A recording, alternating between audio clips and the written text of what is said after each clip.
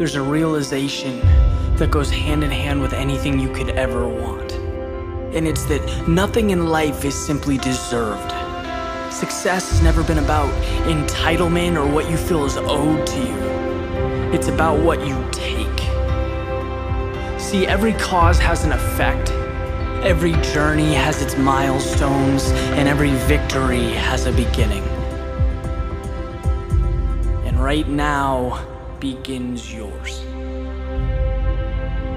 Not in some blown-up, cinematic Hollywood sense, but in a decision to separate from your past, your mistakes and misconceptions.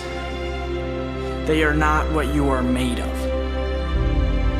The hardest thing to understand is that you are your future, the space between where you currently stand and your greatest dreams.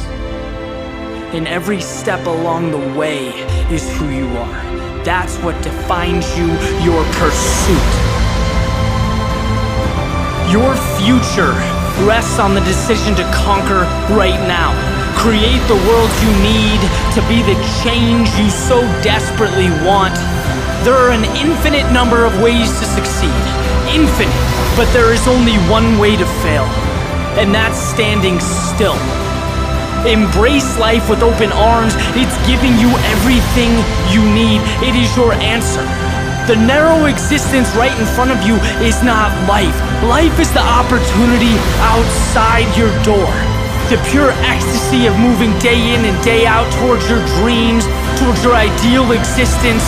That's what makes your highs higher and makes your lows feel like the cost of admission. It is a cheap price to pay for the ability to turn an average Tuesday into your wildest dreams. It's not a requirement, it's a gift. You get to see how far you can go, how much you can achieve, and if you want it bad enough, you will step on your limits like they are a never-ending staircase. Your journey is infinite, and so is your potential. What you want is not behind, it is not who you used to be or what you used to do. It's your very next step. But let me ask you this. Do you think if it was a life or death situation, right? Say you needed water to survive, would you give up after looking for 3 hours and coming up empty-handed? Of course not. You'd keep looking because life depended on it, right? There's no other options available. There's this old saying that if you want to take the island, burn the ships. Commit. And it's not until you do this that things truly begin to change, that progress is made at the highest level. You simply cannot tiptoe to success. You can't sneak up behind it. You have to own it, right? Go after what you want like the world is on fire, like your universe revolves around making this happen. I have never, in my 28 years of existence, seen a lion walk up to a gazelle and hope that it falls over, right? It attacks it with everything that it has. Speed, strength, tenacity. That's what brings home the prize. If you and your goals aren't one, if they are not the same, that's a pretty good indicator that you are fighting the wrong fight. You should live and breathe your dreams. Inhale and exhale them. They should live at the forefront of your mind, where every thought that comes through your head should be in the context of that dream. That basic question, how bad do you want it?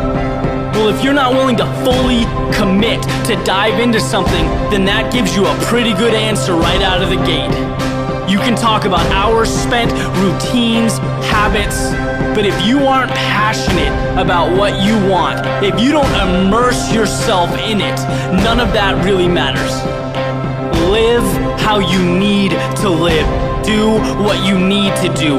Be who you need to be to make your dreams real. Fully commit to excellence. Because until you do that, you will be left with only a vision and a false sense of reality. Winners don't have time for that. Okay, set your mind to your target and crush it. That is the only option. If success came with the snap of a finger, everyone would be running 4-minute miles and driving Ferraris. But that's not the way the world works. But when you make the decision to be different, to give up temporary comfort for something greater, you've committed to the ride of your life. And when the time comes and you cross the finish line first, or you realize success in whatever capacity, you can smile at the world as they look at you like some miracle, completely oblivious to the price that you paid for this. But you know, and there's no greater gratification than that.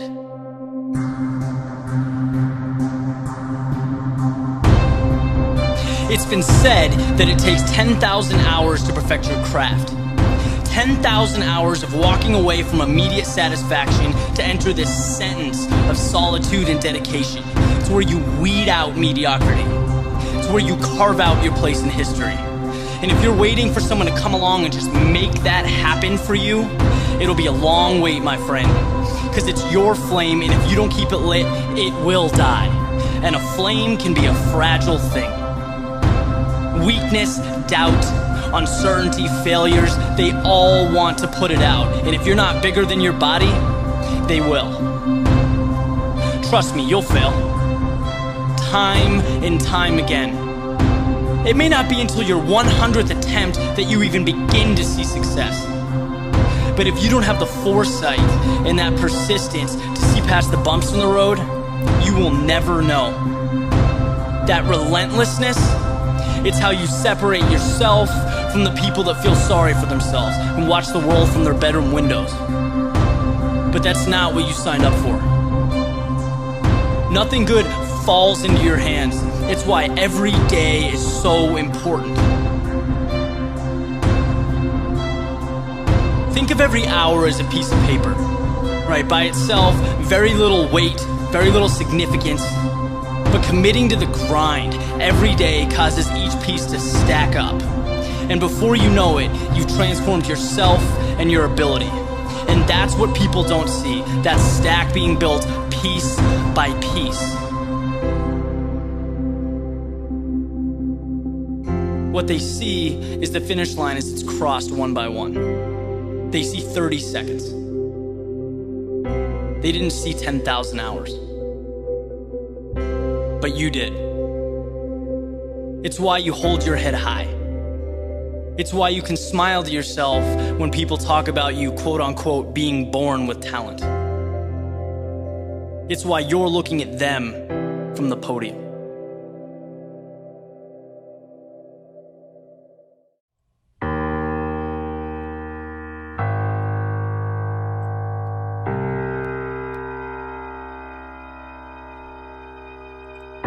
So you look outside, right?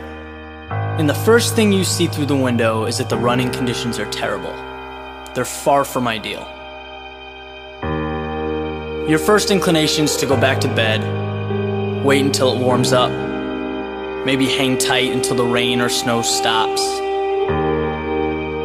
which the majority of us would find completely reasonable, by the way. But let me explain this scenario from a different angle. Because this is the exact situation when it's most important to get out of bed, to put your running shoes on, and to head out the front door.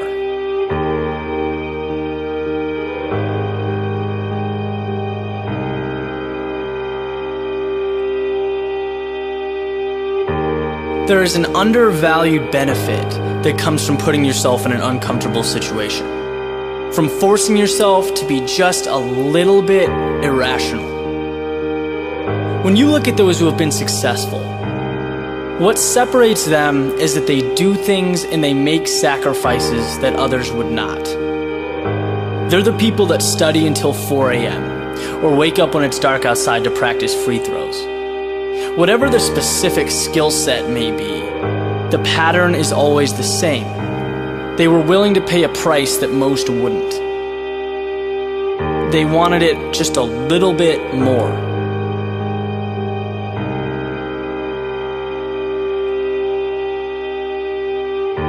So what could this possibly have to do with running in the rain?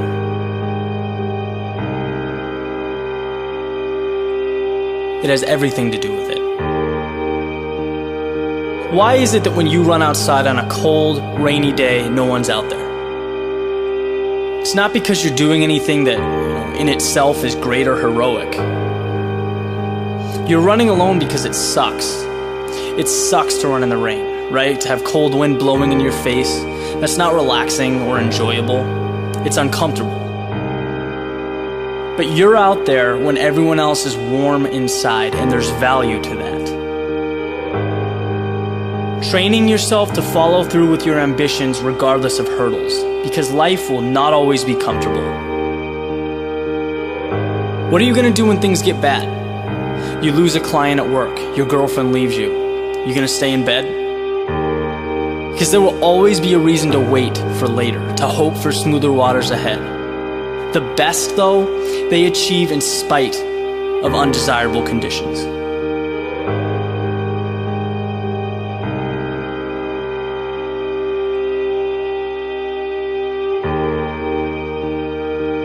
Then, suddenly, meeting your goals has become a habit, not something left up for chance. You don't even look at the weather, right? The forecast becomes very little significance to you. So it's cold, great. You'll wear 2 sweatshirts, but you'll figure out how to get it done. And I'll tell you, when you take those shoes off and head to work or practice or wherever your day takes you, that mentality does not leave. You look at things differently. You'll realize that 99% of the reasons we give for not doing things, they're excuses. They're meaningless. If you want something, do it. And guys, that's not a cliche. That's the key to success. Find a way to get it done.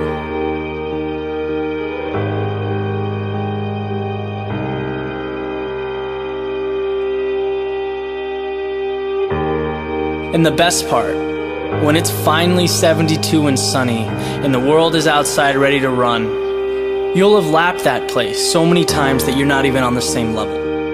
You have been to hell and back, and your performance will make that apparent. That's how you become the best.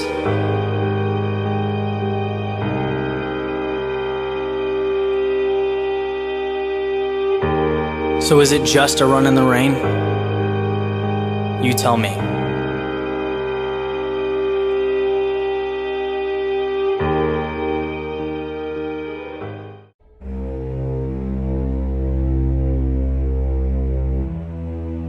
All things of value come with a cost. And this cost, it's essential because without it, there's no triumph. There's no victory. It's what separates out those who really want something, the determined. Why do triathletes compete? Why do rowers row, runners run? At a competitive level, it certainly isn't because it feels good physically. It's quite the opposite. They endure a lot of rough situations, a lot of painful training, because of a tiny light at the end of the tunnel. And that light is how you build upon your self-worth. It's how you define what you're capable of. And success cannot come to be without adversity. How you handle yourself in those adverse situations, that is what defines a person. That is how you build your legacy.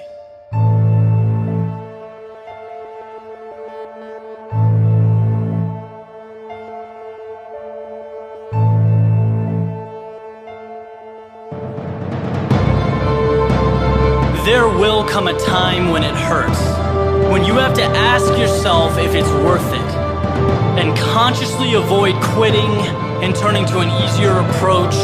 Remember, anyone can run downhill, not many people can run up. And the interesting thing is that trophy is usually at the top. Be careful how you conceptualize the word hell, because hell implies that the suffering will never end, that it's the ultimate pain. 3 things. 1, you can always be worse off than you are. 2, suffering is temporary. And 3, when you wake up tomorrow, having given up will be far more painful than anything else you could have done. Everything in life is temporary. There's a quote that's got me through many tough times in my life. And it's that pain is temporary, but quitting is forever. Oh, and how true that is. I can still remember the times in my life where I know I had more to give. That stays with you. But how bad your 2K test hurt, how bad you wanted to sleep before a final exam, the pain in your body during the final stretch of a race, that all dissipates. That becomes pretty meaningless looking back. It's the results that matter, it's the results you remember. Because when the hurt is over, right, the struggle's gone, you either did something great or you didn't. That's when things fall into place. The hell you experienced was simply a vehicle taking you to your destination. So being that you only live once, that you're fortunate enough to have an opportunity to do something significant, why not make it hurt? Rise above what's uncomfortable and see the big picture. Ride it out. Because when all is said and done, the guy who gives more when it hurts gets more when it's over.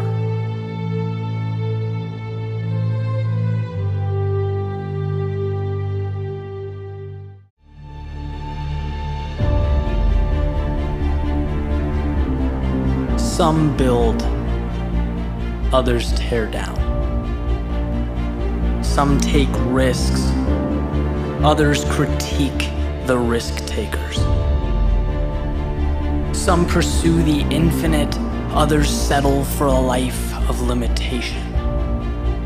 Some make change, others complain that things are no longer the same. Some help people grow, others think that your loss is their gain. Some learn from misfortune, others become held down by it. Some turn fear into opportunity, others avoid the unknown. Some never stop learning, others think they have all the answers. Some do, others talk. Some give, others take. Some live, others wish. Some see an opportunity, others see an obligation. Some work toward the possibility of excellence, others run from the possibility of defeat. Some fall and get back up, others stay where they are so that they never have to worry about leaving their feet. Some embrace the elements, others take shelter. Some search, seek and discover, others wait to be told. Some perform, others watch. Some persist, others stop. Some make the most of every single day.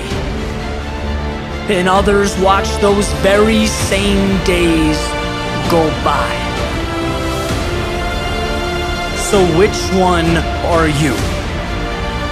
What will you create with the pieces presented to you? Not tomorrow or the next day, but right now and every second moving forward. Will you build or tear down, take the easy road or the road less traveled? When all is said and done and you've come to the end of your story, what will it say?